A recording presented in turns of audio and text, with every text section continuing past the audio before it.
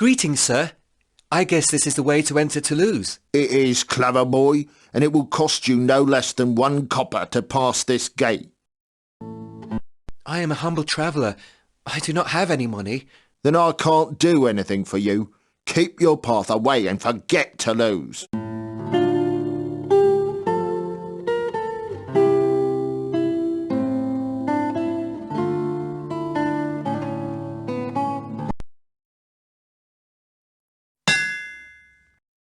Believe my indignation, my lord. I feel highly concerned by your request. May God castigate the rebel gypsy boy who dared to steal your sword. The regret is all mine, but I don't sell any swords at the moment, and I would need, at the best, a few weeks to make a new one. Ah, it is absolutely inconceivable.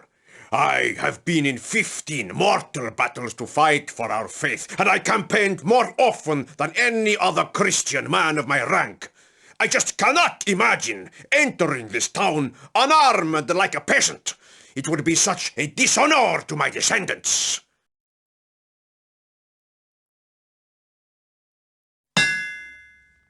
All my respects, my lord. I imagine you and I are facing the same misfortune. You miss a sword, a noble instrument of war, and I am lacking for a penny, which is war's foolish sinew. I would do my best to help you, my lord. Ha! What in the world can you do for me, boy? Unless you can produce swords out of your mouth as easily as words. For a sword, I would gladly give more than a penny, boy.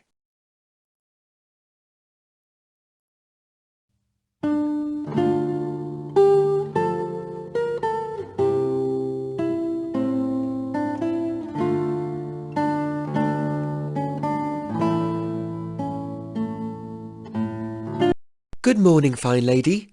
I'm delighted to meet you. My name is Simon of Longcroix. Glad to hear about your delight, young boy. But I do hope my purchases of today earn me delighted men of a different kind.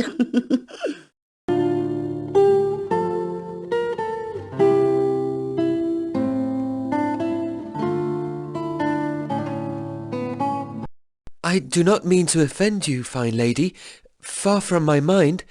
But I would be so grateful if you could distract the grumpy guard over there for a moment while I try to enter the town. What do I hear? How dare you? What allows you to believe I would do that for you?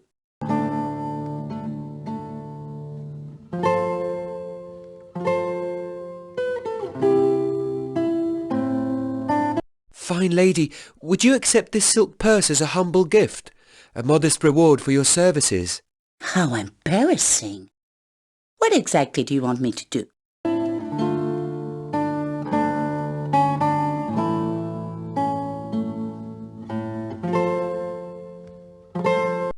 Go and talk to the guard. I rely on your charms to distract this vulnerable man. I will take care of what follows. Agreed. I am ready to help you, young man. But pray, do not be mistaken about my nature. I am a woman of a high virtue.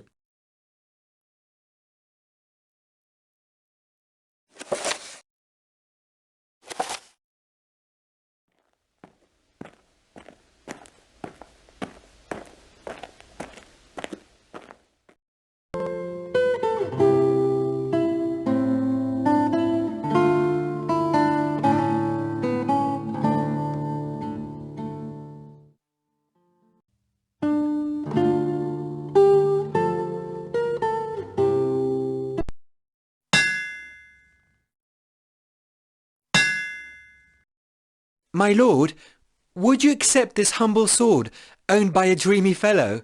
Oh, by all the great lords of Spain! Let us go, little fellow. The charms of Toulouse are awaiting us.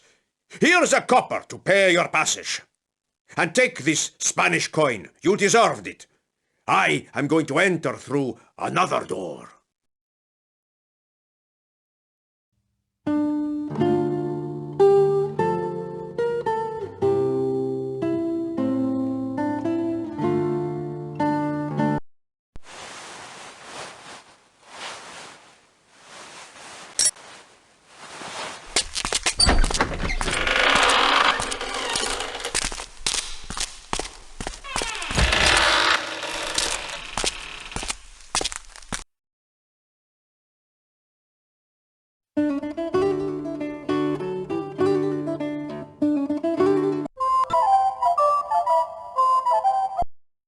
Sir?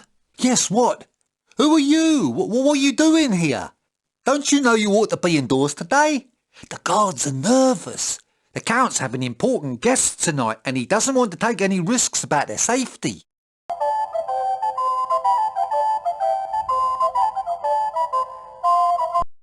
Good morning. Good morning, sir. What can I do for you?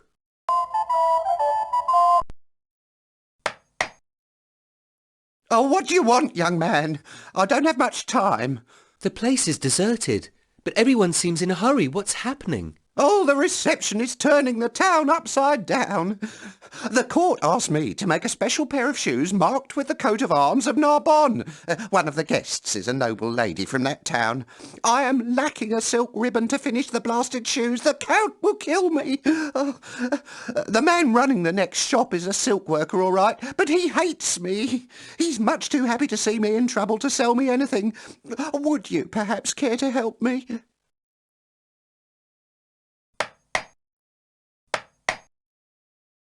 What's the quarrel between you and the silk worker about? Well, there's a rumour going around town that he used to be a slave. I know not why, but he seems to believe that I spread the word, which is absolutely wrong. It's a stupid situation. I have a brother who's a judge. He told me that, according to the laws of Toulouse, a slave who has settled in town and opened a shop is not only considered free, but also protected from any attempt by his former masters. So, you see, whatever he was before, he is as free as you and me, and he ought to be proud of it.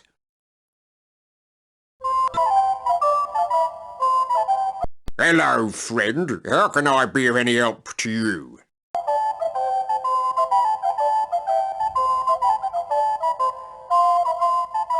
Good morning, sir. Good morning. I'm the money changer in this market, young man.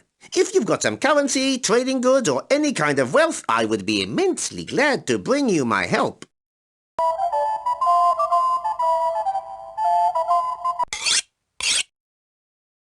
Oh, I apologise. I didn't mean to hurt your feelings. There's very little to hurt in that field. But you're wasting my time.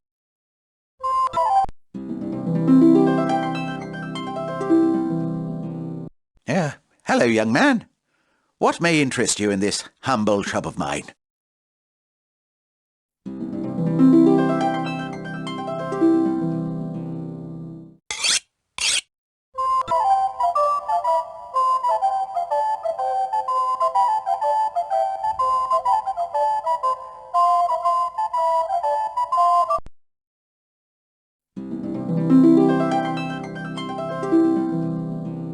Does the name of Bernard ring a bell?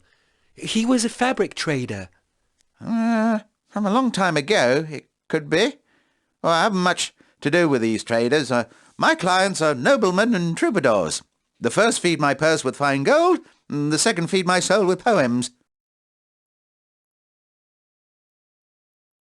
Do you know anyone in town by the name of Petrus? No, but I don't know that many people. I'm getting old and most of my friends have passed away.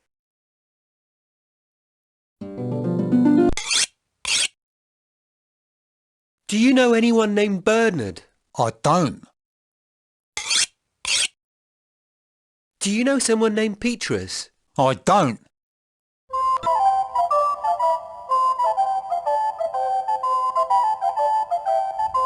Maybe you knew a certain Bernard. He was selling fabrics on the market a few years ago. Oh, yes. A skilled trader, very cunning. But you won't find him easily. He changed his name when his brother left for Béziers more than 8 years ago. Very few people know that he's still living at all. I may be the only one who knows where he lives. Will you tell me? In these modern times, information is power.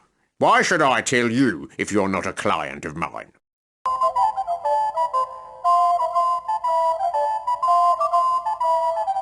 Would you know about someone named Petrus? Not that I remember.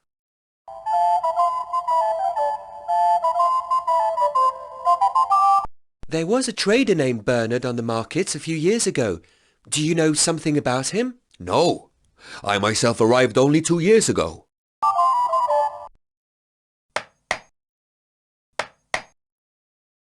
I am looking for a fabric trader who used to work here.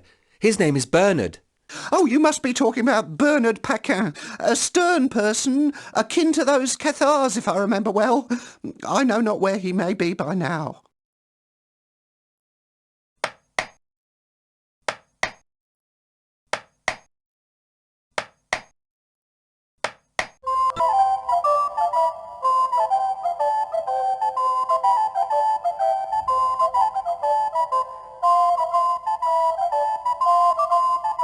I am looking for a man named Petrus. Unknown to me.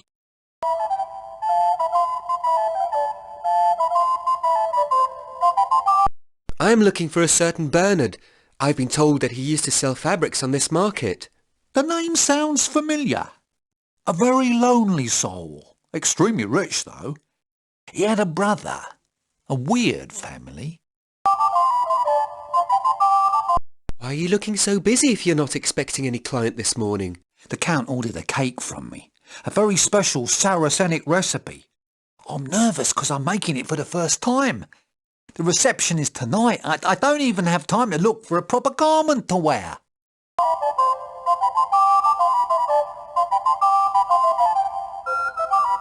Why are you looking so busy if you're...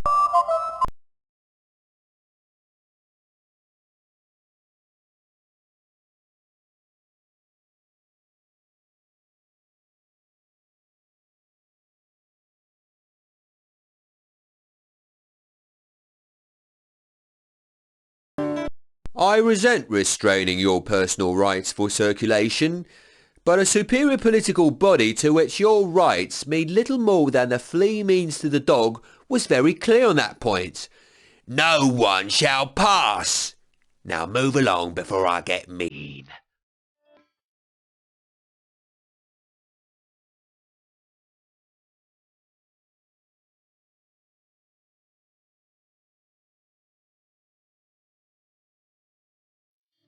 Stop right there, young lad.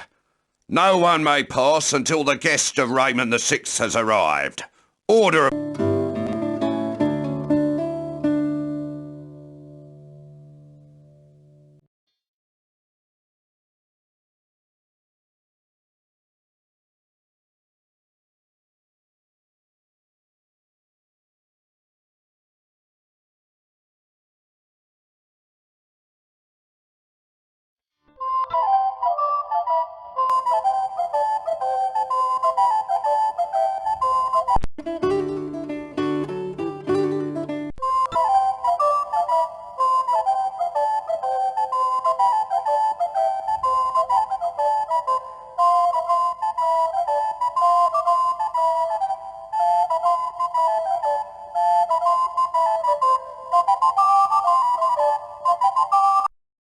I am looking for a certain Bernard. I've been told that he used to sell fabrics on this market. The name sounds familiar. A very lonely soul. Extremely rich, though. He had a brother. A weird family.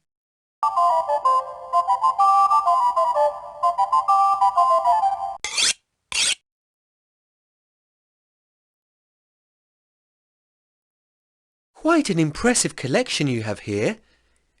Did you make up all of them, or did you buy some? To be honest, I buy quite a lot of them. My dream is to go to Lombardy.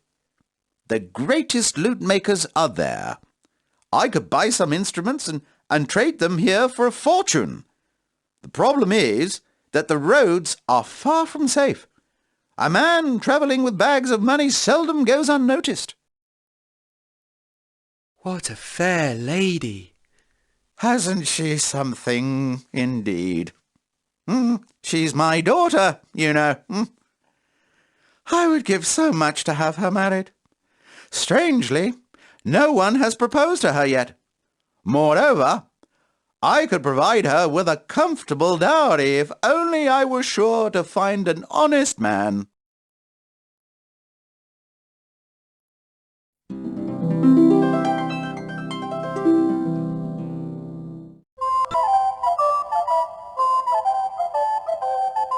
Would you exchange this coin for me? I think it's gold. You mean gilded. It's worthless. Did a Spaniard give you that? No wonder. Nothing but robbers, all of them. But I desperately need some money. Sorry, my child. Credit in this trade of mine is a fatal habit. But look here. I know this little riddle. Let's see how you can handle it. If you answer it right, I'll exchange your coin for 3 silver coins. I couldn't get any poorer. I'll give it a try.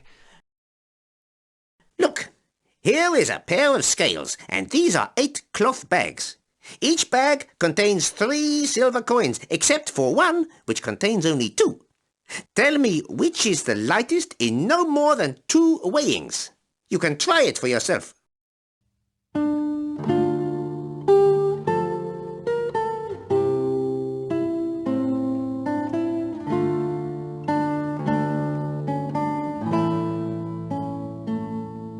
That was your first weighing. Now, choose the bags for your second weighing.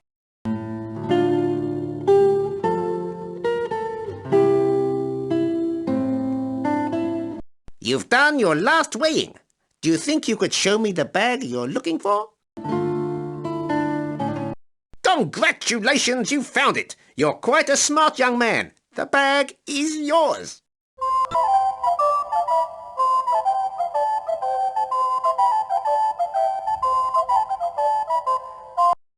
The old fellow is nice, don't you think so?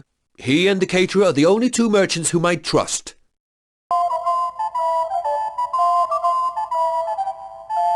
You know, the old man's daughter is looking for a husband, and he told me she'd have a good dowry. Aren't you interested? Getting married is all I ask for. But he will never accept me. The rumor is true. I used to be a slave. I wanted to keep it a secret, but now it's too late.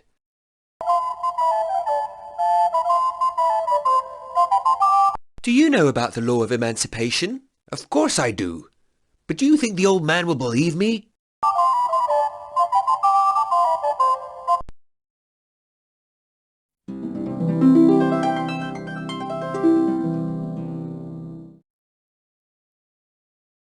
The shoemaker is a nice person, don't you think? He is a friend. He sometimes comes and listens to me playing some music.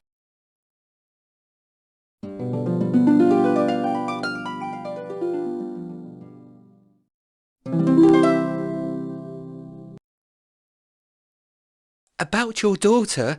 What about her? Do you have an idea for a husband?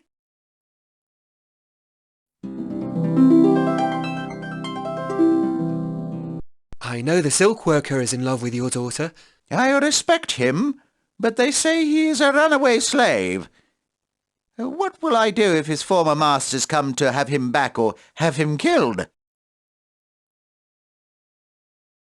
There is a law in your town which states that a runaway slave who opens a shop is not only free, but also protected from his former masters.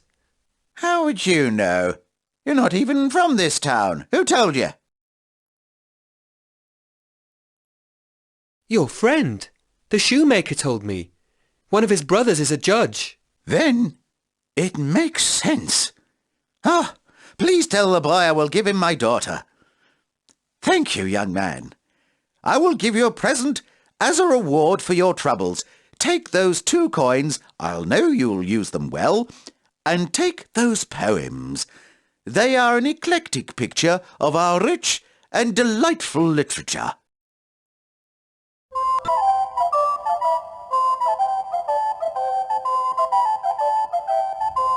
Good morning. Good morning, sir. What can I do for you?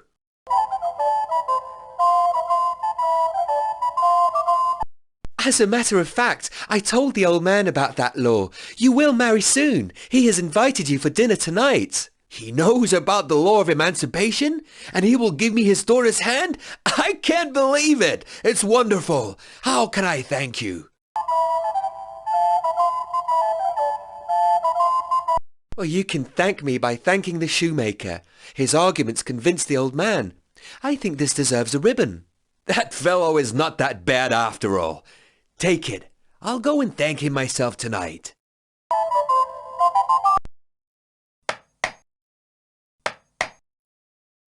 Here's your ribbon. I'm sure you'll make the prettiest shoes ever. You were sent by the divine providence. Take those 4 coins as a token of gratitude.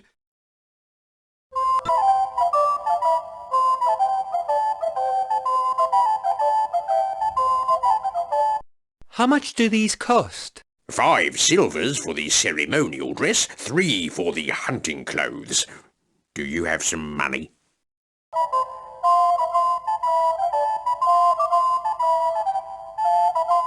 Here are 5 silver coins.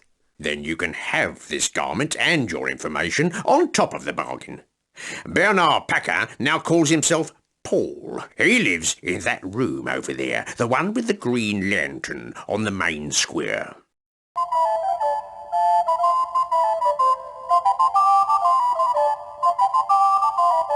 I have a nice surprise for you. Lad, you're an angel. I can't pay you back now. But what would you say if I got you into the castle as my assistant? Come and see me again this evening, and I'll let you see more wonders than you ever imagined.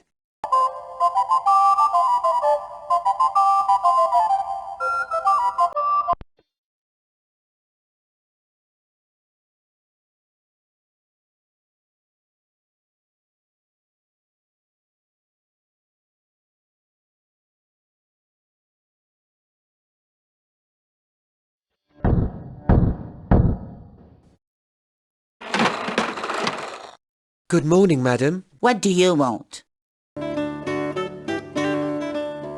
I would like to meet Paul, please. All right. But be careful. I've just cleaned out the house.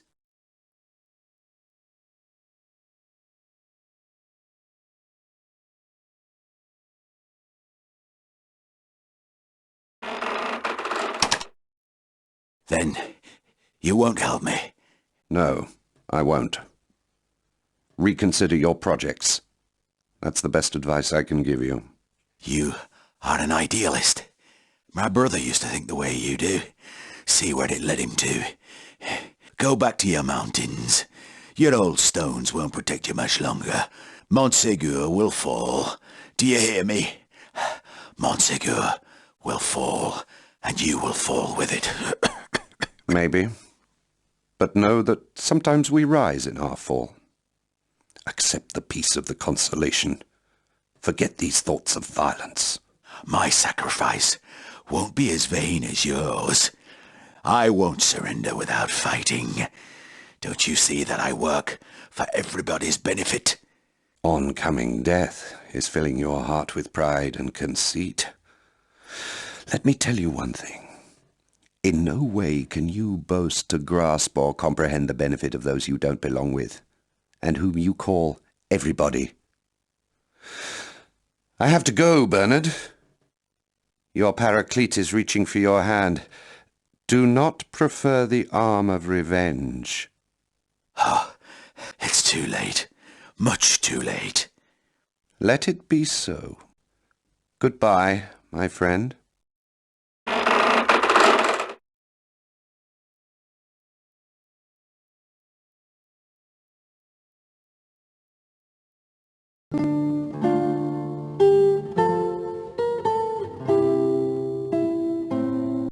What do you want, sir? Good morning, sir. My name is Simon de Loncroix, and I'm not in the mood to waste so short a time as I've got left. Do get right to the point of your hill-time visit, stranger.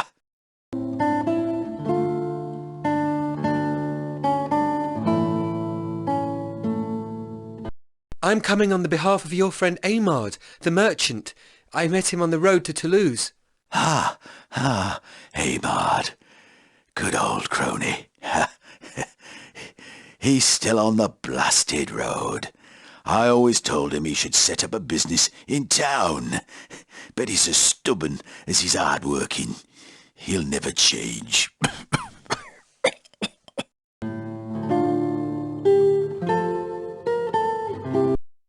I'm looking for a man called Petrus. Petrus. Petrus. This name sounds familiar to me. No, I don't remember. who he could be? It doesn't matter. Thank you for your help anyway. Sir, maybe you could do me a favour. A request of the highest importance.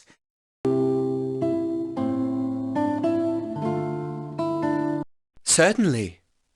I am in debt with someone, and I would like to pay him off before passing away. The problem is that all I've got is a letter of credit from a rich Lombard family, and I really don't know anyone in Toulouse who could be interested in endorsing this letter. If you could find a solvent person who would endorse this document, I would be infinitely grateful.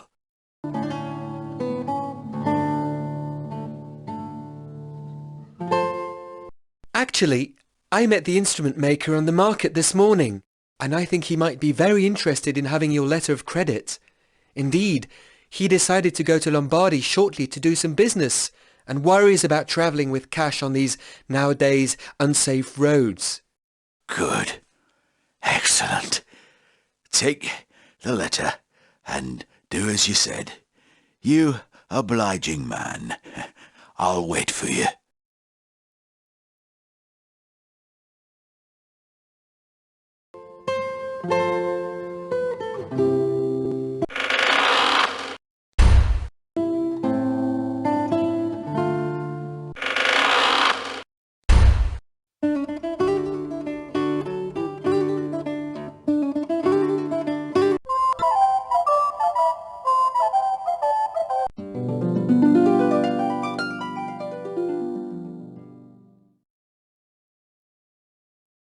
I've got a letter of credit in the name of a rich Lombard family. The merchant Paul is seeking someone who may endorse it. Since you let me know that you have planned to go to Lombardy for business, I took the liberty of thinking that this letter could be useful to you and ensure that you travel safely to your destination. What a clever idea. Give me the letter to endorse. I'll give you the money straight away.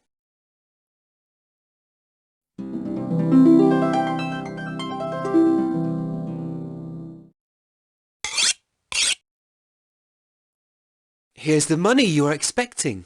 What money? I don't understand.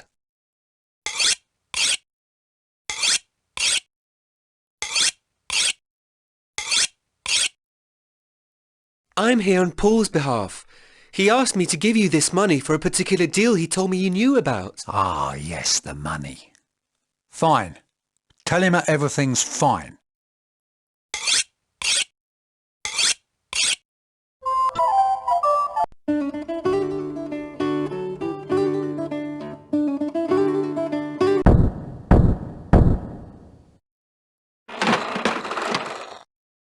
Madam?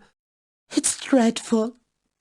Sir Paul, my dear child, has now found the only rest he deserved. Sir Paul is... Poor soul. I know that where he is now he will find the peace he deserves. Young man, before leaving us, Bernard dictated this note for you, and he asked me to entrust you with this fur coat. God have his soul. Now, please, take this and leave us. The churchman will be here any moment. Well, do believe in my compassion, madam.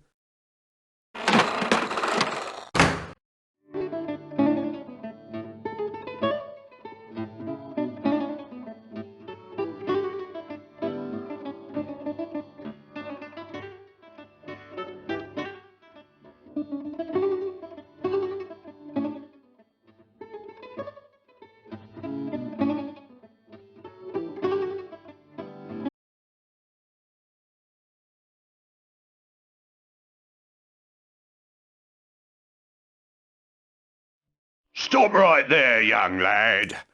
No one may pass until the guest of Raymond VI has arrived. Order of the court. I am carrying this present to the abbot of St. Sernin on the behalf of Bernard, the trader. The poor man is dying. I truly understand the nobility of your action, my boy. It's praiseworthy for sure. I wouldn't mind if you proved as understanding as I am and were extending your generous views a trifle. I suppose you mean that this little contribution might please you. Good, lad. You may pass, but hurry up before I change my mind. If you want to see the Abbot Arno, take the little door on your left. The main entrance is closed for the bells are being tuned. Now, get along with you.